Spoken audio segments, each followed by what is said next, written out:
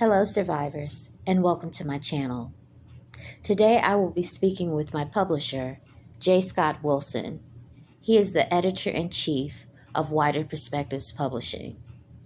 We will discuss my book, Ode to My NarcEnstein. Hello, everyone. We are here today to do an interview of the author Semi Rosser, also known as S2V Consulting or Survivor2Victor Consulting. She released a book about 1.5 to 2 years ago, and we're going to get you up to date on her creative process, who she is as an author, and how this book relates to her work as a consultant. We're going to plunge in, and I'm going to have Semi spend a moment telling you about herself. Then we'll get to some more formatted questions. Okay.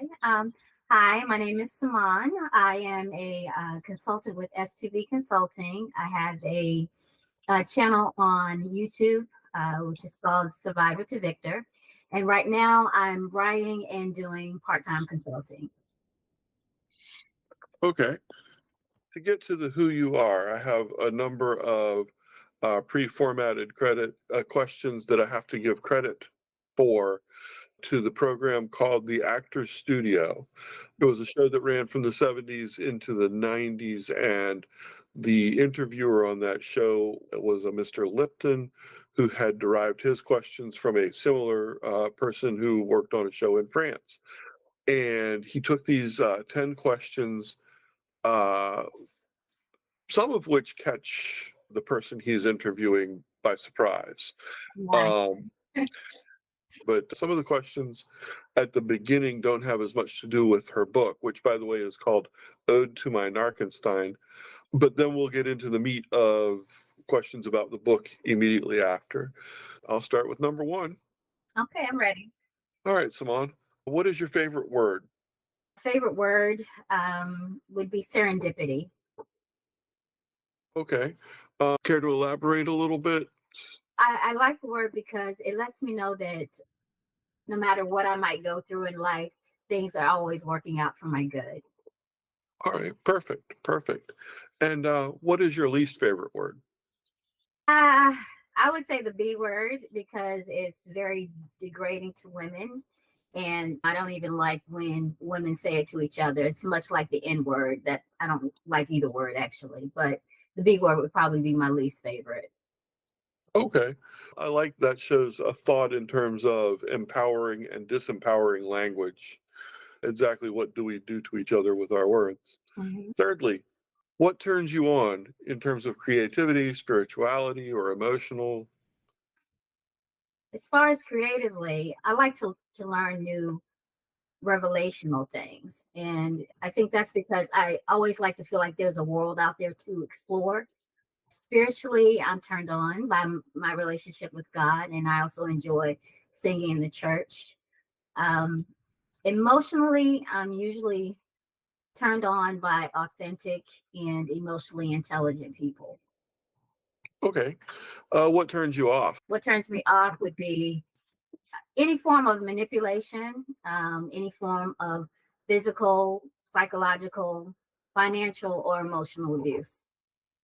Okay. What is your favorite curse word? The F word, because it offers a release from your pent-up frustrations. Okay. You'd be interested to find out a lot of people say that, the F word for that. Yeah, it's a word for some reason. I don't know why. Some of them mention that it can be conjugated and used in so many different forms. It can be a verb, a noun, an adjective, an adverb, depending on the situation. What is a sound or noise that you love? I love the roar of the ocean. I love going to the beach and sitting on the beach and just relaxing. That's pretty much the place where I go to ground myself. I also like listening to the seagulls chirp and just the feel and the sound of the wind blowing by. Okay. That. Is there a sound or noise that you dislike or hate? I hate to hear a child cry. I hate to hear a woman being disrespected and any type of hateful or racist words. Someone speaking those bothers me pretty much. Okay. Is there a profession other than one that you have done so far that you would like to attempt? Other than the part-time consulting, I'm retired now, but I've always had an eye for fashion. I would like to be one of those people that dress celebrities. Okay.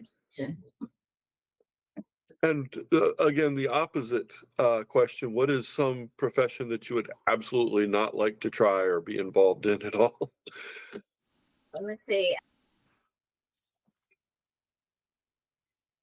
I was a undercover detective for a while, and I didn't like that profession at all because I had to live a double life. And so I hated that job actually because I didn't like having to cozy up to people and then stab them in the back. So being an undercover detective one is I would say that's one of my least favorite. Okay. That's an interesting thing I didn't know about you. All right. Are you ready to dig into Ode to My NarcEnstein? Sure. Okay. Getting us a little closer to the topic, how long have you been writing? I've been writing probably, it took me about 4 years to write that actual book, but I started writing more than 20 years ago. I was working on a separate book, which I never actually finished it, but I was working on it 6 years ago. So I guess all in all, I've been writing almost 30 years. All right. And why did you write Ode to My NarcEnstein? I think the message, to my narcissism is to inform empaths that there are dark spirits in the world and that they need to be aware of these types of people because empaths tend to go into the world with their heart wide open. They're very giving people. And I think they're naive to the fact that dark spirits like this, like my NarcEnsteins, exist. And so I want them to be aware of that so that they can take whatever necessary precautions to protect themselves and their peace of mind, and mostly to be accountable for the type of people that they give their hearts to and the type of energy that they allow into their lives, because there's nothing worse than allowing an energy vampire to steal your joy. Okay. I think there's a very important point, especially for young people in there, people who are maybe in their late teens and going into their 20s they don't want to admit that they're new to relationships, but when you start getting into relationships, it's easy to forget other people may have different agendas going into a relationship. And that's a hard subject to talk about. Not that it's a scary subject or dangerous family business or things like that, but you just don't think at those ages, what is this person's agenda in getting with me, and what is my agenda, and do those agendas match? So I think that in there is a nugget of good advice for someone to keep in the back of their mind starting out in relationships. Okay, you already answered as to how long it took to write the book, about 4 years. Now, if I'm not mistaken, it's not just a book of poetry, correct? No, My NarcEnstein offers not just poetry, but it offers insight into what a narcissist is and what narcissistic abuse is. I've also included some of my art pieces in it because I can not recommend art therapy enough when you're trying to recover from abusive situations. During that 4 years, I took an art therapy class every week, and it just amazed me of the things that come out of you in your painting, things that you may not consciously consider. But in art therapy, one of the things that they would do is we'd all sit around, and after we'd be given a topic to paint on, then each person you'd have to hold up your painting or whatever you made in the art class, and then you get feedback from all of the other classmates about your piece. And it's interesting how people can pull out of your painting things that you might not have even realized. And so I love art therapy, and I can't recommend it enough for anyone that's recovering from abuse. I would definitely recommend taking the art therapy class. Okay, and that answers to the question, why did you include art pieces in the book? But then also there is a segment with images of not one but two beat up cars, not from accidents so much, but literally beat upon.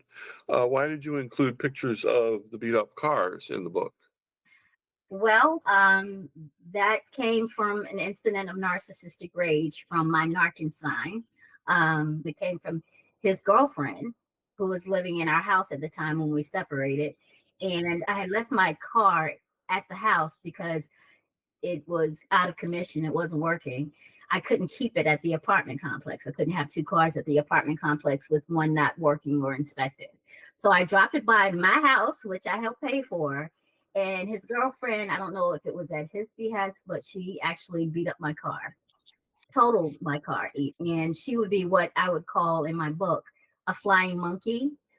Because a lot of times when people are under a narcissist spell, they do and act in ways that are outside themselves. So I don't really know if it was her that beat up the car. From what transpired, it seems that she did, because we had to go to court and everything.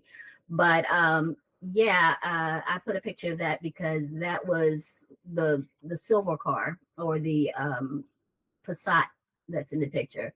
That was done by my narcissist girlfriend, or his flying monkey. Right, and I actually I'm glad that you brought out the term flying monkey. That in some cases, the person who has been through a narcissistic situation, they are unique to the narcissist. But more often than that, the narcissist is a serial behavior. They do it to not just the person they're in the relationship with now, but they have done it before, and they do it again later. And the person who is at the early stages of being in a relationship with a narcissist may not realize the degree to which they're being manipulated. And there comes a time later on when they almost wake up and, oh, wow, I've been manipulated, I've been controlled, I would never have done things like this. Mm-hmm. Uh, and it's an interesting awakening. Well, I don't want to say interesting because that almost has a positive connotation. It is an awakening for them. Yeah. Um, and so, yeah, usually narcissism is a serial behavior. Mm-hmm. Because it also occurs in a cycle, it may not look like the next relationship is a narcissistic relationship for a while. Mm-hmm. And then the narcissist builds to this behavior. Um, okay. So are you still in contact with the NarcEnsteins, the former narcissistic relationships in your life? No, once I realize a person's a narcissist, I tend to make a conscious decision to go no contact with them. And it means have absolutely no contact interactions. I block them on all social media because they have a way of almost haunting you, and trying to get reactions out of you by maybe bullying you online, different things of that nature. And another thing that one of my narcissistes did was to actually go online. They had their own YouTube channel and mock me and tell all kinds of lies, and it was a mess. But yeah, I don't believe in contacting narcissists after I've gotten out of a relationship with them or done dealing with them. So I don't talk to them or interact with them at all.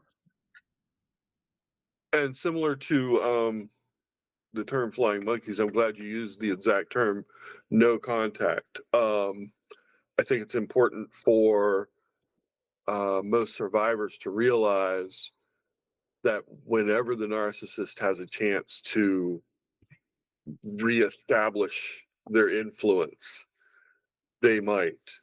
And that can take a survivor back down to the beginning of their process of surviving sometimes. So no contact is probably the best way to keep moving forward. Yeah. Okay. What in creating this book surprised you the most? Actually, I would say I was most surprised about how easy it was. That in part was thanks to you. You did a lot of the footwork for me, so I do appreciate that with your company. And I have been procrastinating forever. And when I actually sat down with you and you told me what portion of it you took over, it really all I had to do was write the book and help with maybe some of the things that you needed me to complete. But it was a fairly seamless process. I kept thinking it was going to be this huge unfinished task, that I would never get done. But yeah, it was very easy. That surprised me. Okay, and transparency for those that don't already know, I am J. Scott Wilson. I'm referred to as Teach, and I am the editor-in-chief for Wider Perspectives Publishing, and I therefore am the one that published Ode to My NarcEnstein for Simone. And in that, I have a focus on trying to get the creatives of Hampton Roads, especially, but perhaps even some people that are otherwise unsung in other areas, out and in front of the reading public. I especially like that there are a lot of people who have a message out there, and in many cases, it is a vital message that would otherwise be unheard. And I see that as part of my mission, is to get something into the hands of an author that they can show the world and say, hey, you probably need to hear this. And so that was a transparency moment. And I appreciate it. I mean, you got me going and you made the process seamless. So Well, that's another part of it, is I hear people talk about barriers they have encountered to getting published, and I don't think there need to be even a tenth of the barriers that some people find. So in terms of in the book, though, what is something that you have held back from the book? Is there anything that you could have put in but didn't for some reason? actually, I don't think I held back in the book. Well, Okay. it was that I didn't tell my direct story. The one thing about poetry is that it allows you to tell a story and you can kind of leave it up to the reader or the listener to kind of interpret it. So I don't think I could have written such a personal book. It's just a regular story about my story, but poetry allowed me to kind of get my message out through poetry without having to be very specific about what was going on in my life. So I guess my direct story would be the only thing that I've held back. But there are a lot of stories in the book. Some of them are stories from, because I used to volunteer at a domestic violence center. So sometimes they're cut from other people's stories. Some of the stories are my own, but I I could almost be in disguise while writing that book because you can't really say it's me. So yeah, I don't know. Maybe someday I'll write an autobiography or something too, because I've been through enough things in life to write several books, but um in this book, I guess I held off on my direct story, which Okay. Let's see.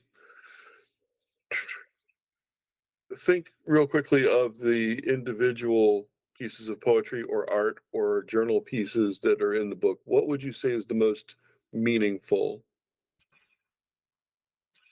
in chapter 4, which is the chapter on narc tactics, the poem Incubus discussed is meaningful to me because it talks about how this person came into my life, and after I was enthralled with him, he completely turned my life upside down in a disgustful way. He was very sneaky, and much like that of an incubus. That would be the most meaningful piece to me because it summarizes the things that I went through in the narcissistic relationships.